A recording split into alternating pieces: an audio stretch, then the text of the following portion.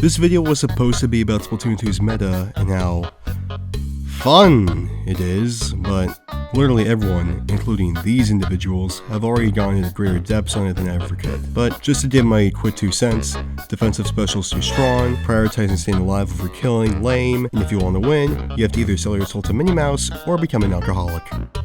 I think it's pretty fair to say that Splatoon is not in a good place right now, but that doesn't mean that people can't have fun with the game. While we may have to wait another 7 months for a better game, for now at least we have a community that more than makes up for the actual game's problems, at least in my opinion. One of the most popular areas for people to express themselves is right here on YouTube.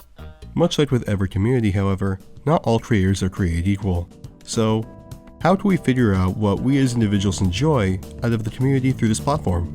That's sort of what this video is going to try to help you with. This is going into depth, and this is the Splatube meta.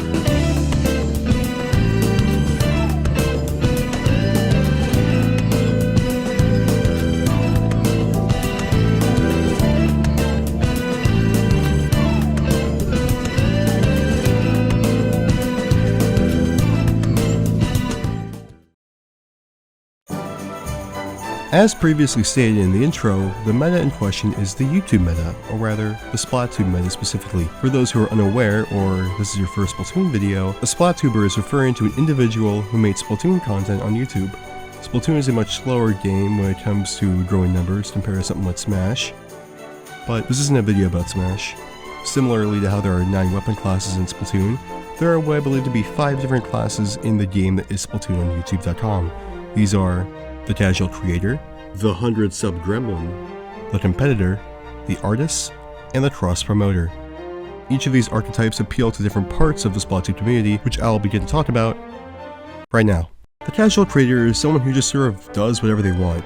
It doesn't matter how good the quality of their videos are, or if they have good editing skills, because to these people, they're only uploading for the fun of uploading, and don't really care about how their channel performs. This could either be because they care about other platforms like Twitch or TikTok, or they just straight up don't care at all. They appreciate the smaller groups that they grow from their platform, and they're who you'll see the most active in their Discord servers. The 2 channels I can think of currently that fit this role are Savior Z and DBGo64. These 2 specifically are people I interact with on a regular basis, who fit into this category pretty well.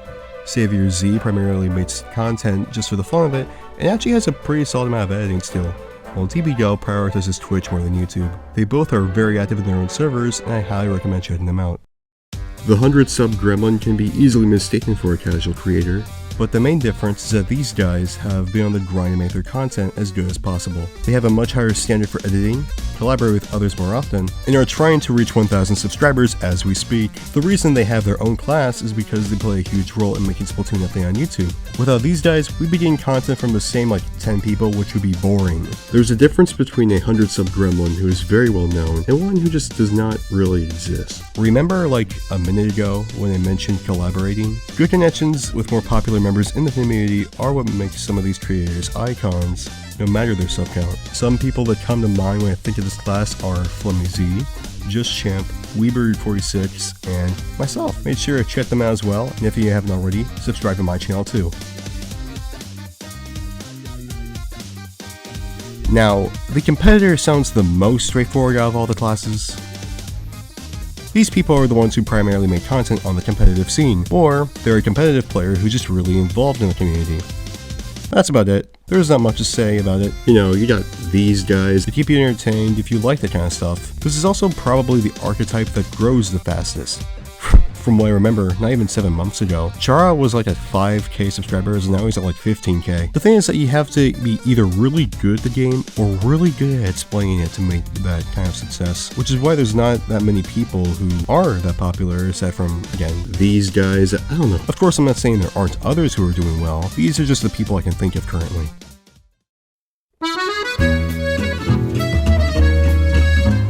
The artist is the most distinct class in the Splatoon community. By the term artist, it could easily refer to anyone from a really good editor, to an actual drawer, to a voice actor, to a musician, to storyteller, to animator, which in itself could be a whole video. This is also where I'd like to place the infamous music montages, an idea that everyone's dabbled in one way or another. Everyone knows what music montage is. Hell, even I've done a couple. But while everyone's done them, there's only a few that are actually able to make them worthwhile in the long term. While there are a lot of different artists I can think of, the content creators I want to mention are VNtastic, Yoom Studio, and John Sandwich. VN is most well known for his series where he roleplays as an Octoling with a bots addiction, but his montages are also a cut above the rest. He's one of the very few people who manage to create montages that get over 100,000 views, which for us is really good. He's the main reason why I started making content in the first place, and I gotta thank him for that. Yoom Studio is one of the few channels I know on YouTube, period, who does exclusively voice work, and it pays off tremendously. I'm not gonna play any audio from her videos because I want you to check it out yourself.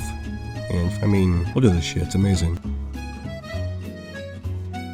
The last bid Splatoon class is the Cross Promoter, which is also the rarest to come across. There's only two really well-known cross promoters in the community, which consist of a Squidman and Octoboy. While there are very few people who fall into this category, they're also some of the most well-known, with both Squidman and Octoboy having almost everyone stated earlier and more show up at some point on their channel. It's up to us. We'll get there one day. They either don't really have much original content and primarily use themselves to promote others, or their ideas are so massive that it requires multiple huge faces to get recognition. But I mean, I don't think he's really that big. They're definitely needed in the community for the collaboration aspect alone, and it also gives people like us something to strive for. You know, someday.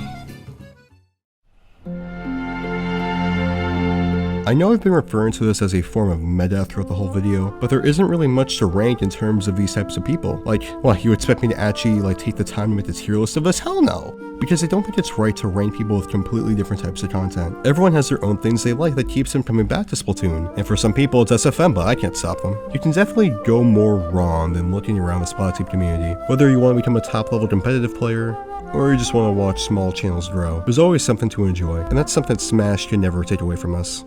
Thank you for watching. It turns out making strips is harder than I thought. Hopefully I can go back to consistently uploading soon, and I hope you continue to enjoy my content. If you enjoy, make sure to like the video, and please subscribe to the channel. Now on that note, this was going into depth, and I'll see you, Cephalospecimen, next time.